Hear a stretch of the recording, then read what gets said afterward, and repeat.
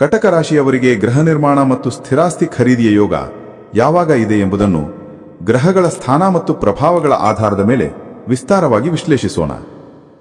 ಕಟಕ ರಾಶಿ ಮತ್ತು ಚಂದ್ರನ ಪ್ರಭಾವ. ಕಟಕ ರಾಶಿಯ ಅಧಿಪತಿ ಚಂದ್ರ. ಚಂದ್ರನು ಮನಸ್ಸು, ಭಾವನೆಗಳು ಮತ್ತು ಗೃಹ ಜೀವನದ ಕಾರಕನಾಗಿದ್ದಾನೆ.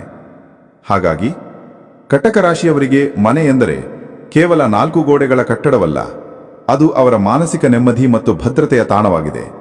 ಇವರಿಗೆ ತಮ್ಮ ಕುಟುಂಬದೊಂದಿಗೆ ನೆಮ್ಮದಿಯಾಗಿ ಬದುಕಲು ಒಂದು ಸುಂದರವಾದ ಮನೆ ಅತ್ಯಗತ್ಯ. ಈ ಆಳವಾದ ಭಾವನಾತ್ಮಕ ಬಂಧವು ಗೃಹ ನಿರ್ಮಾಣದ ಹಾದಿಯಲ್ಲಿ ಮಹತ್ವದ ಪಾತ್ರ ವಹಿಸುತ್ತದೆ. ಗೃಹ ನಿರ್ಮಾಣಕ್ಕೆ ಶುಭಯೋಗ ಮತ್ತು ಗ್ರಹಗಳ ಸ್ಥಿತಿ.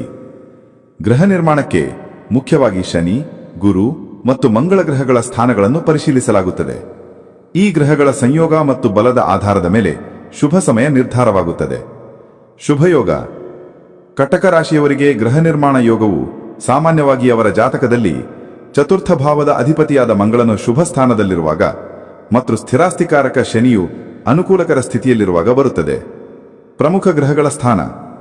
2026ನೇ ವರ್ಷದ ಅಂತ್ಯದಿಂದ 2027ರ ಮಧ್ಯದವರೆಗಿನ ಅವಧಿ ಕಟಕ ರಾಶಿಯವರಿಗೆ ಅತ್ಯಂತ ಶುಭಕರವಾಗಿದೆ.